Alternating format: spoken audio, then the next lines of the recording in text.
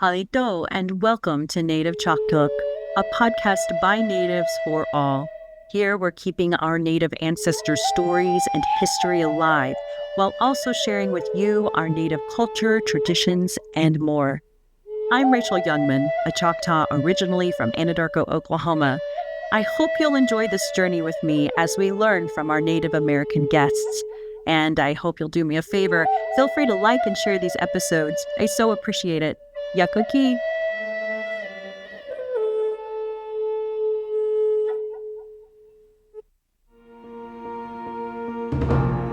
I am more than a maker.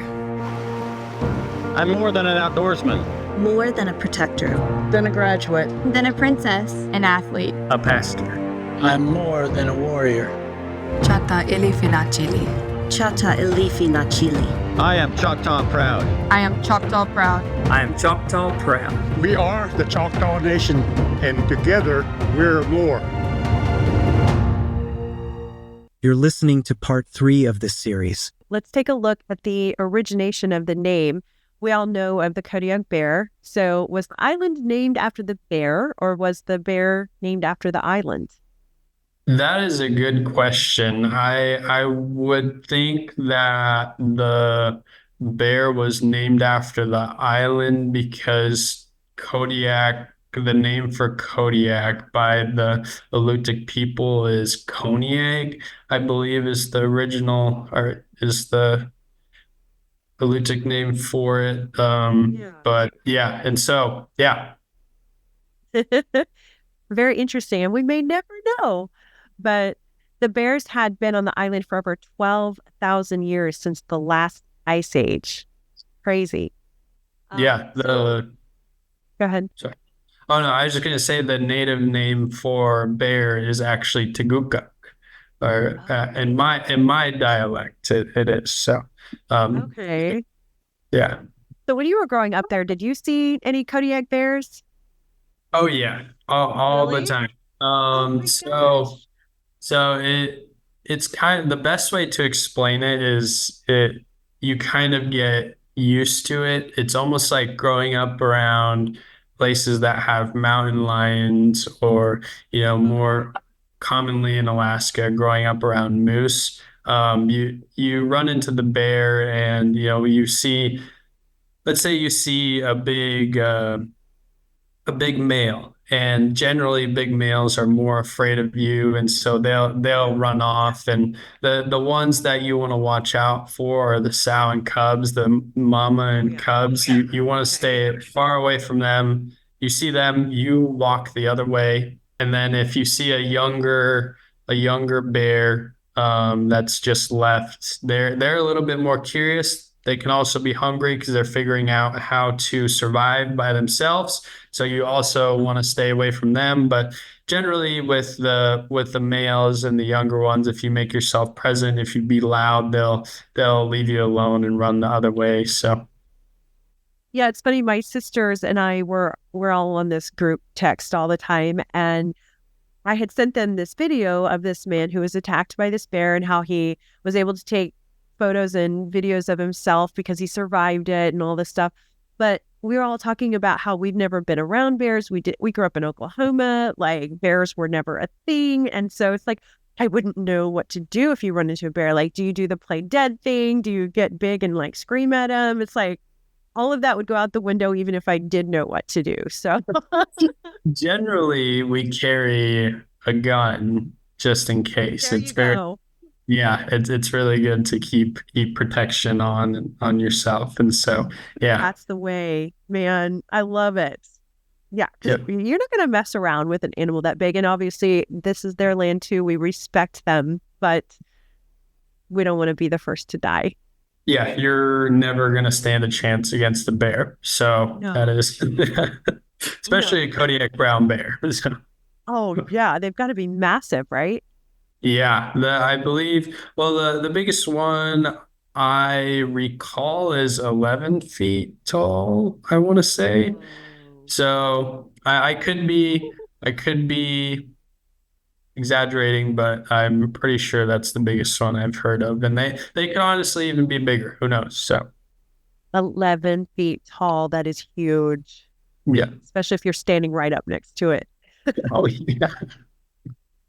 So it seems like from what I've read, the Kodiak bear is highly respected among the Alutiiq people. What can you tell us about that? Yeah, so we hunt the bears for the meat and the hide. We still do that today. My uncle is a big hunter, and so he hunts all kinds of animals. And he actually wears some of the bear's claws on a necklace around when he's at corporation meetings or tribal meetings. And Awesome. so yeah, there's stories of the head being left out of respect, and not sure if that's still a tradition today. But yeah, my uncle, I have a picture of him somewhere, but he has a bunch of bear claws around his neck, and so I'd love to learn more about the Alutiiq village of Old Harbor, which is on Kodiak Island. What can you tell us about Old Harbor? yeah, Old Harbor is a commercial fishing village. That was mainly one of the things that people did for employment in recent years. And there's tourism, as I mentioned, so sports fishing guides, and there's the wilderness experience. And today, that's still the case. Some of the fishing has kind of declined again, hence my work on the fisheries committee is trying to bring that back to life, as that's deeply rooted in Old Harbor. And so so Sitkalitiq Stray is in between the village of Old Harbor and Sitkalitiq Island. And so there's plenty of fish there. There's salmon, herring, halibut, cod, and I can actually send you a picture of me fishing last month, I Please. believe it was. And whales come through that strait, and there's humpbacks and orcas, gray whales, of course, Kodiak brown bear.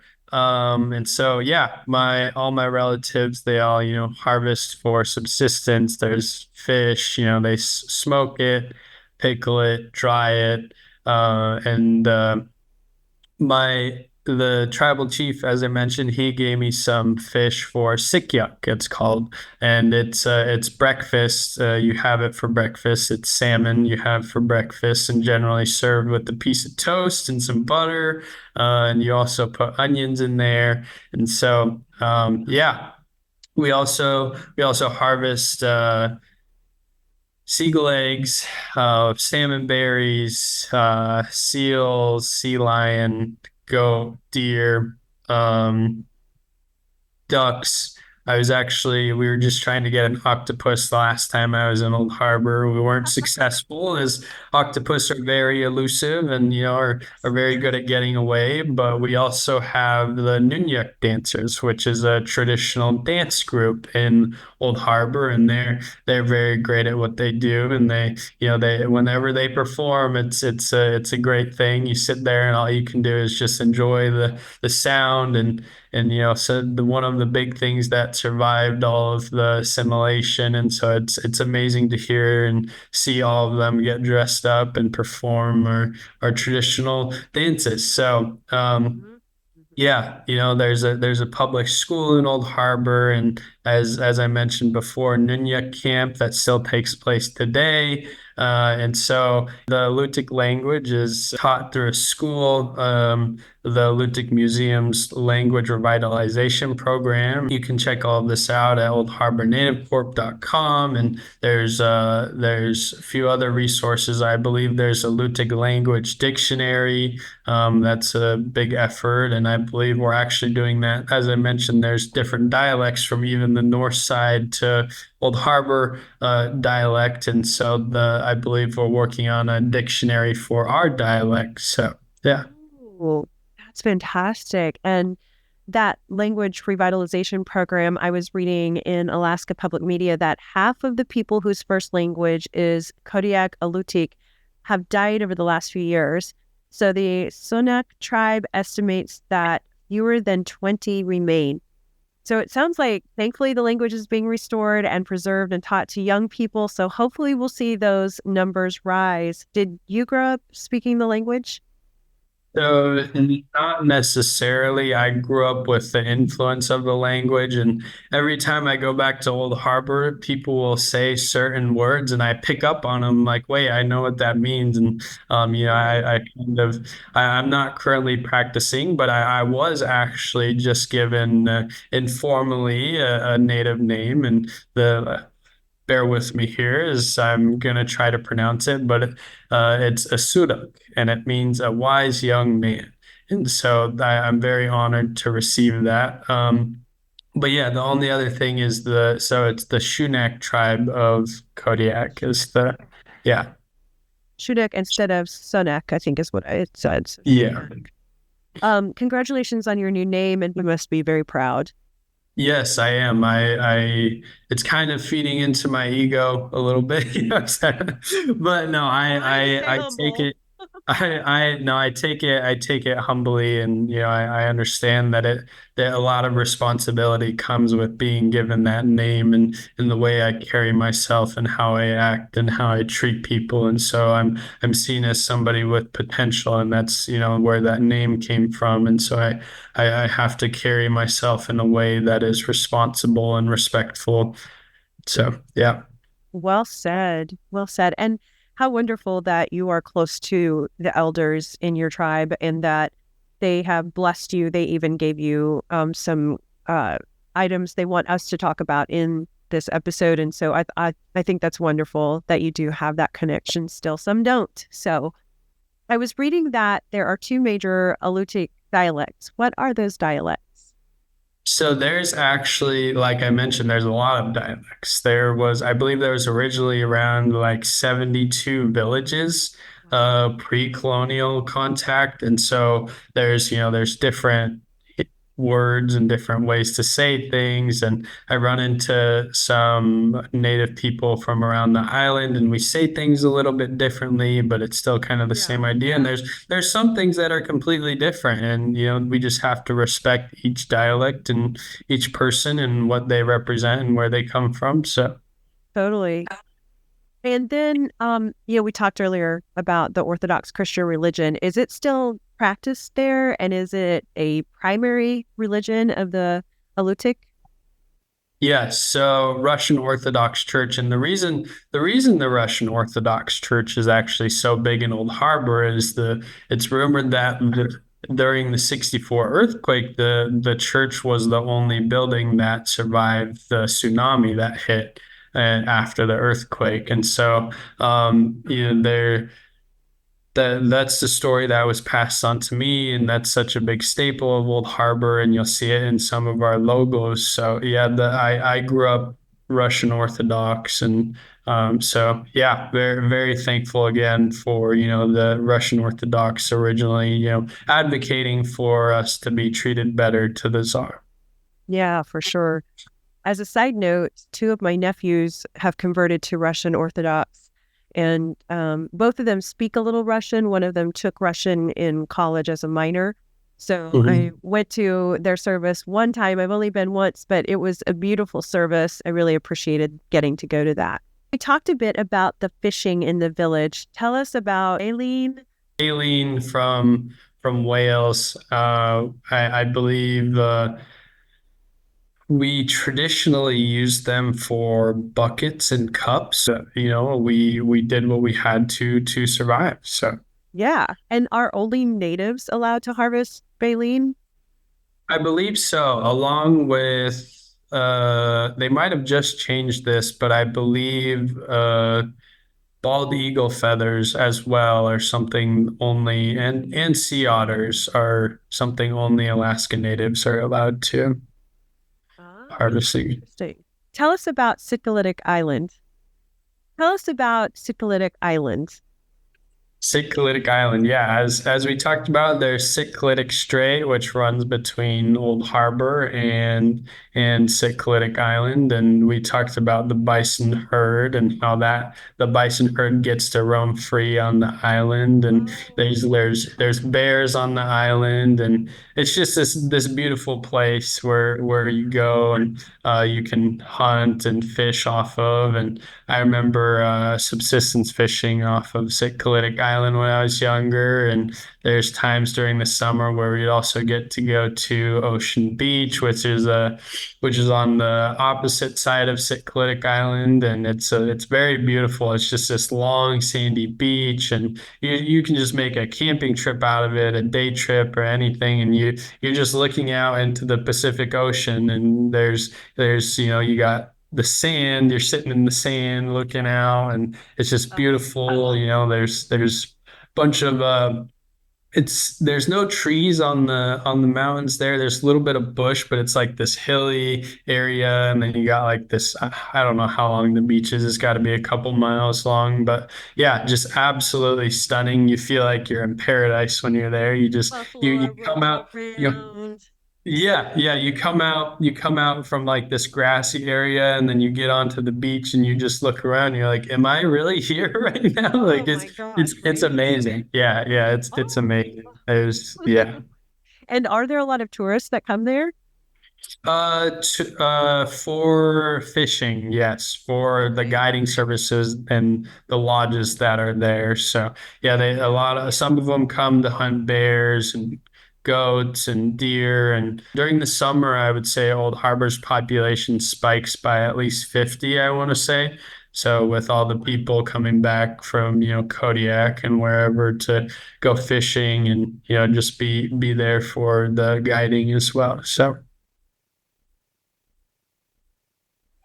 big news, y'all. One of my favorite Choctaw authors, Sarah Elizabeth Sawyer, has a writing course called Fiction Writing American Indians. Now, this course will show you how to discover the insight you need to write quality, authentic stories. You'll also learn practical approaches to researching Native cultures and get answers to hard questions.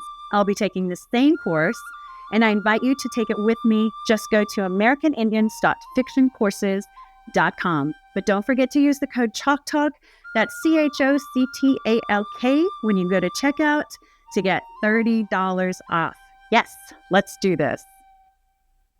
And I mentioned earlier that I'm a huge fan of buffalo, and you talked a little bit about how you have this bison program. Tell us more about that.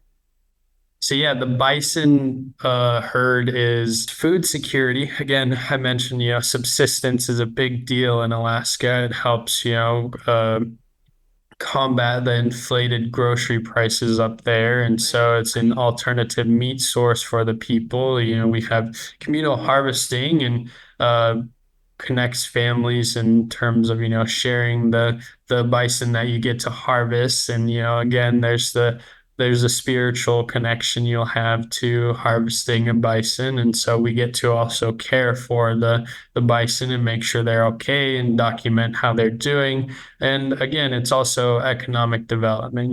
There's support for the camps. And I believe this last year we sent out boxes to all of our shareholders of the corporation and the elders. They got some meat, the bison meat, and some fish sent to them in a box. And so yeah, it really helps support the people of Old Harbor and the tribal members of Old Harbor.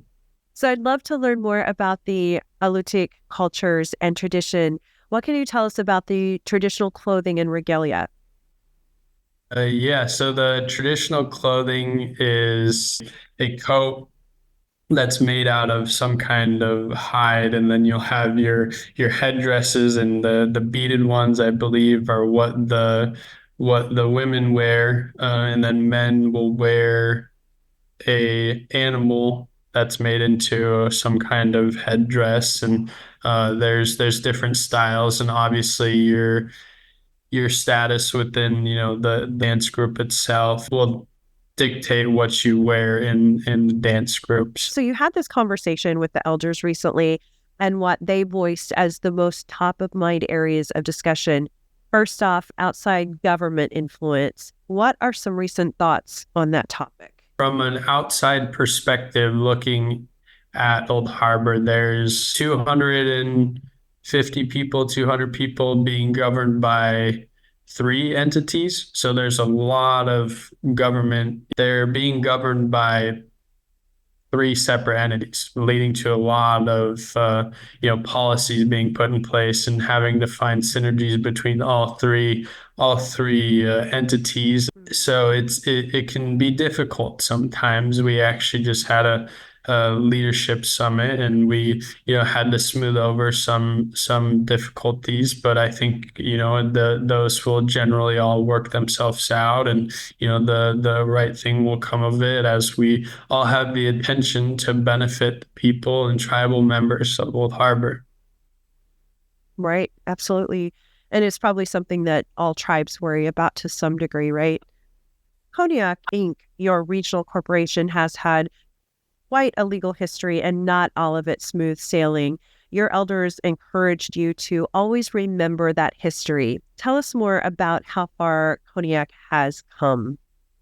So yeah, speaking to some of the legal history, it can be looked at just as any tribal entity where you have struggles initially. Like we Alaska Native people were asked to run a corporation, coming from living a subsistence lifestyle and a traditional lifestyle. And so there was a very quick transition. Like, here you go, here's a for-profit organization that you have to figure out how to run on your own.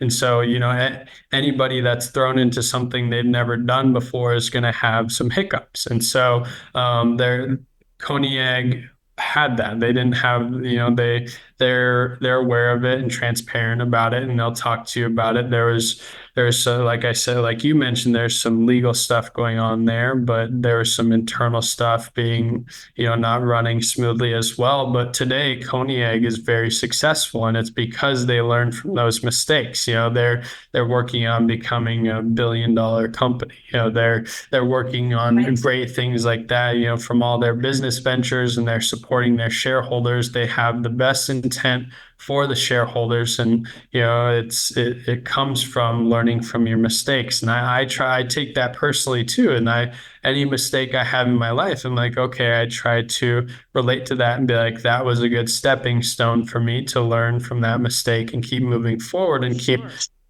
myself and everybody, all my people in mind when I'm moving forward. Definitely. And I never even thought about that. Like you said, here was this group of people who had lived off the land and knew it inside and out, but also now had to take on this idea of a corporation and how to become profitable and all of that. So kudos to your people and the good things that they're doing out there today. How about economic development? Yeah, economic development. So in terms of Kodiak, I believe Kodiak is working on, they have a quarry, and as I mentioned before, they have the Kodiak Brown Bear Center. They have Kodiak Government Services, which is a federal contracting subsidiary of Kodiak, and they're working on several different things, just trying to keep their portfolio diverse and bring as much benefit to the shareholders and the people of Kodiak as possible. Love that. I noticed in my research that there's been a great loss of leaders lately. What does that mean for the tribe? In terms of the Alutiiq tribe of Old Harbor, we've lost several. I believe it was the last three chiefs. They all passed away during their term, and so it's been rough dealing with the turmoil and transitioning to do leadership and trying to stabilize all the politics that are going on with the tribe. And it's very heavy on our hearts that we've lost the last three. And so the current chief is trying to pick up from where they left off and continue all of their intentions and good things they were working on. So yeah, tell me the name again of your current chief. Jeff Peterson. Jeff Peterson. Hello to Jeff Peterson, and thank you for all you're doing for your tribe and for allowing us to chat today with Scott. I'm learning a lot. Tell us about that current leadership of the Alutiiq. You talked about the chief. How does the structure look there? I touched on this a little bit before, but you have the chief of the tribe, and he actually also now serves as the mayor of Old Harbor. So you have that outside governance from the city. So he serves as the mayor, the chief, and then of the corporation, you have the CEO, current CEO Carl Mars of Old Harbor Native Corporation, and within that, we've also created another entity, the Alliance, I believe it's the Alliance of Old Harbor. And so they have a board of directors, and that's supposed to be comprised of all of those leaders that are involved in all of those several governments that I mentioned. So speaking of that alliance, let's talk about the entrepreneurial Alaska Native corporations and how has that shaped the Old Harbor Alliance? So it's been interesting as I'm, just starting my career and, getting more involved with the corporation at a committee level and, and more of a formal level, and not so much as a student anymore, but rather having a bigger influence on the corporation itself. It's really interesting to see how the corporation has been shaped from the great people that have come before me, and how they've taken the entrepreneurial aspect of Alaska Native corporations and used that to benefit the people of the village. And I'm just trying to take inspiration from them and continue their efforts forward on shaping the alliance and how all those entities work together. And there will be some people within the corporation and all the other entities that'll ask me like, "Hey Scott, like what do you think we could be doing better?" And I always answer, I'm like, "You guys are doing great. Everything you guys are doing is, bringing so much benefit to all the people and myself. And I'm a direct product and reflection of all the great efforts you guys have going on." And so as I continue on my journey, my success is really your guys' success too, because you guys are the ones that influenced me and helped me get to where I am today. So love that. I'm so glad you've had all that support and just learning a lot from your leaders and your elders and the people of your community. Speaking of, I'm wishing good health and all good things for the future of the Alutiiq and your elders and leadership. Stay tuned for part 4 of this series. Thanks for listening to Native Chalk Talk. Be sure to join our community on YouTube, Facebook, Instagram, and Twitter, and check us out at nativechalktalk.com. Stay tuned for the next episode. You're going to love it. Yakoki. Thank you, my friends.